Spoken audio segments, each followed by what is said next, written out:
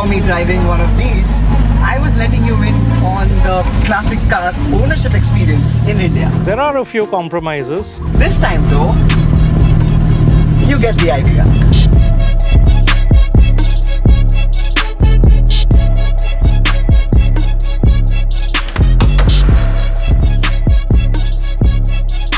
Back in the 60s, India didn't have Marutis, Hyundais or Tatas.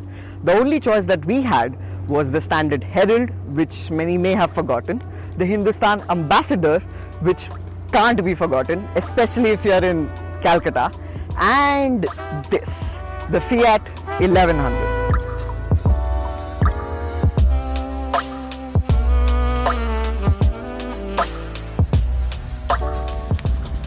I'll let you in on the car first, but let me show you the coolest ways to get out of a car. Yeah, suicide doors. Which other manufacturer has that? I think you know it. Compared to the Ambassador, this was seen as the more sporty alternative. It was light, it was nippy, it was peppy, and it looked better than the Ambassador. But did it drive as well too? Let's find out. Oh, the 60s had less regard for safety, so no seatbelts. This is my first ever classic car drive experience, and I expected to be bounced around. I expected to crash on all potholes, but do I? Nah. The body moves, yes, but the suspension absorbs most of it, and it's a pretty comfortable ride. I think most of it comes down to these couch-like seats that this Fiat 1100 has. Almost like I'm sitting in a friend's studio. Hey, here's the birthday boy. Driving this Fiat is a little easy. You get this thin and super light steering wheel. You can even play around with it while you're driving straight. But during reverse is when it gets a little tight for your arms.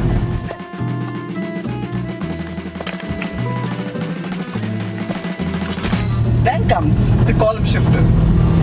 It's a little... Sorry. First, No, you're not even... No, it has to be more away.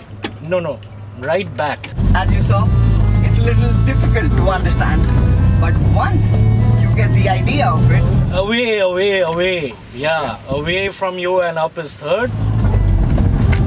you'll enjoy shifting this column shifter.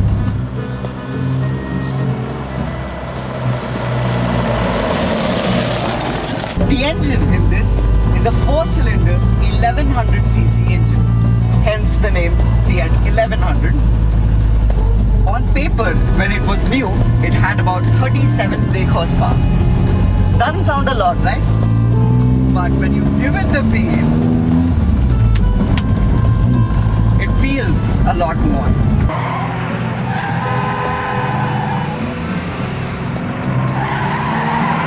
Then comes the pedals. Unlike modern cars where you push the pedal down, in this you press the pedal up.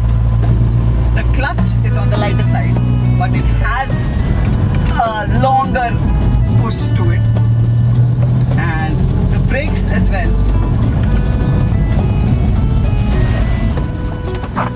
Good for this car. Wait a minute. But because this is such a small car, even 4 people must have been a squeeze. I am no NBA player in terms of my dimensions, and thank God for that, because then I wouldn't have been able to drive this car. Let me show you how small the car actually is. I can reach while sitting on my driver's seat on all 4 sides of the door. Proof that with the years, like people, even cars have become obese.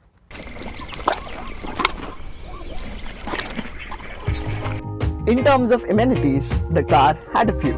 For instance, you had aircon. There was a knob here that opens up an air vent that is connected to an air inlet up against the engine. Then, if you want a more chilled cabin, you could open these quarter windows And that's it. And I bet no other car encouraged family bonding better than this. Ashtrays for kids on both sides of the door, because the family that smokes together stays together. Ujja. Wake and bake, beta. Wake and bake. There are other switches on the dashboard. Some operate the lights and some of the wipers, and that's about it.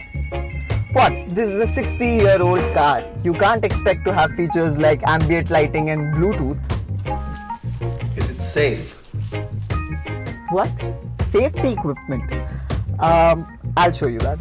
Horn works. Brakes should work. Will to live, I have. So that's safety taken care of. You had slim pillars, so all-round visibility was excellent, and reversing the car was easier. The speedometer moved horizontally rather than clockwise. And in my eyes, this looks like more like a enlarged thermometer. To sum up then, the Fiat 1100 does what it was designed to do. An affordable family car with a little bit of hidden zing for the head of the family to exploit.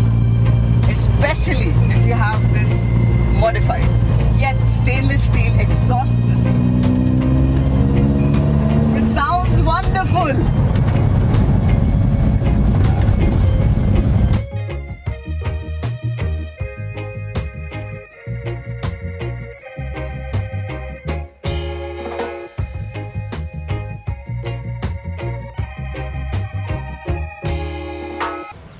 No, it has to be more away. Yeah. Oh my god, you're gonna break my gear lever. Okay, this.